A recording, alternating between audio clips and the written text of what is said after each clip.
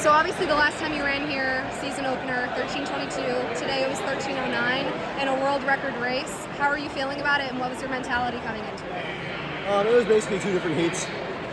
Like I wouldn't even count that as a world record race. Grant, when I saw him, he asked for 12, whatever, 40. I was like, fuck, in my hotel room. I mean, that's no help to me. He's a different dimension. But yeah, I was hoping some of the guys would be more aggressive, but I guess not. I mean,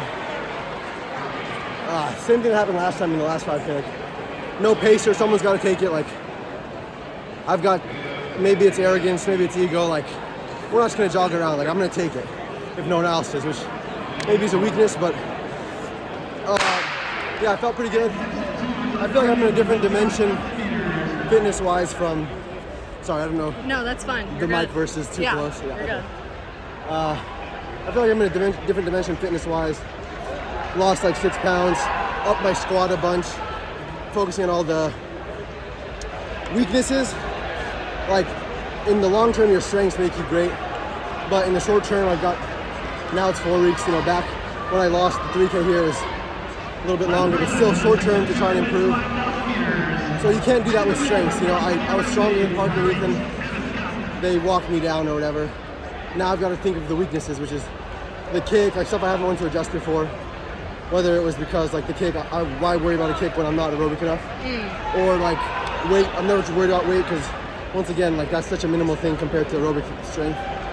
But now my strength is where I want it to be and I'm still losing. You've got to worry about the weaknesses. So yeah, I was hoping I'd get something more indicative, but the race just wasn't there. Yeah, I'm glad I was able to get a nationals mark, I guess. Yeah, absolutely. And I stole Patrick's school record back, so shout out Pat, I got the record back, barely. That's what I was fighting for the last 3 laps. Yeah. And last question, just as you go into NCAAs, you're going into the final parts of the season, going into outdoor, what are those kind of things that you're planning on tweaking in the last few weeks to get yourself to that level that you want to be at the national stage? Like I said, it's just completely focusing on weaknesses. Like I said, my weight, I got it a little too low a couple weeks ago.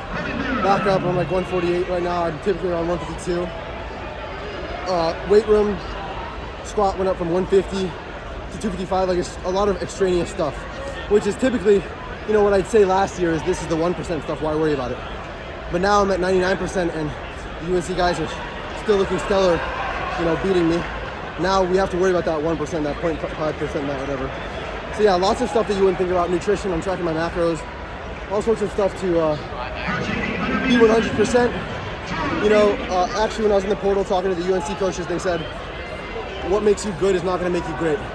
So, funnily enough, like a lot of the stuff I'm using to try and beat their guys.